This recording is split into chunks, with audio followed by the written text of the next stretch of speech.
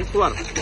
શું કહેશો અત્યારે કઈ રીતના ડિમોલેશન કરવાનું? ડિમોલેશનમાં 5 તારીખનું આની પહેલા અમને નોટિસો ઘણી આપી દીધી છે, પણ અમે કઈ રીતના અહીંયા પડ્યા હતા કે આપણાને કમિશનર સાહેબ અને ભરત ભટ્ટ સાહેબ આપણાને કઈ ગયા છે તો આપણો ક્યાંક ઉદ્ધાર કરી દેશે. એનું કરીને અમે અહીંયા પડ્યા હતા. અમે ઘણી રેલી પણ લઈને ગયા હતા, બધું કરી આવ્યા હતા, બધું અમે અમારી ફરજ બજાવી લીધી છે, પણ કોઈએ અમારી સહાય ન કરી. ફરજ અમારી બધી તમામ બજાવી લીધી છે, પણ અમારી કોઈ સહાય ન કરી. તો આપણે બધાને કહીએ છે સરકારને કે અમારો ક્યાંક રહેવાનો આશરો કરી દો. અમારે બીજું કાંઈ નથી જોતું. અમને અહીંયા અમારા 500 થી 600 અમારા ઝૂંપડપટ્ટી છે, અમારી 3 પેઢીઓ વહી ગઈ છે, 60 થી 70 વર્ષ વયા ગયા છે, પણ અમારો ક્યાંય ઉધાર અમને હજી સુધી કાંઈ કરી દીધો નથી.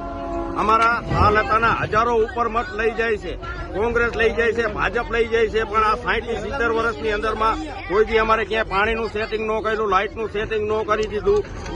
અને જેથી પાયડા હતા તેથી ભરત ભટ્ટ સાહેબ પણ અને રેલવેના કમિશનર સાહેબ પણ આવેલા હતા, અને તેથી 15 વર્ષ પહેલા પાડી નાખ્યું. તેથી ડિમોલેશન અમને કાંઈ તે દિવસ આપ્યું નતું, એમનો મોત સીતાના આવી ગયા હતા, તેથી પાડી નાખ્યું.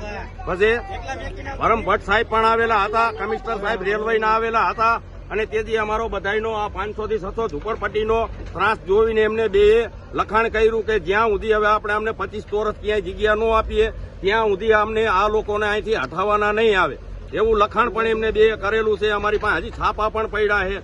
તો આ 15 વર્ષ પછી અમને હજી કાંઈ હજી આપ્યું નથી. અને હામુના અત્યારે એમ કહે કે તમને 25 ચોરસ જમીન તમને આપી દીધેલી છે, તો અમારા આધાર કાર્ડ, ચૂંટણી કાર્ડ તમે તારે ચેક કરો, અમને ક્યાંય 25 ચોરસ જમીન આપેલી હશે તો અમારે કાંઈ જોતું નથી સરકાર પાસે. હવે માંગ શું હોય તમારી? અમારી માંગ છે એક જ, અમારો આશરો કરાવી દો ગમે અહીંયા.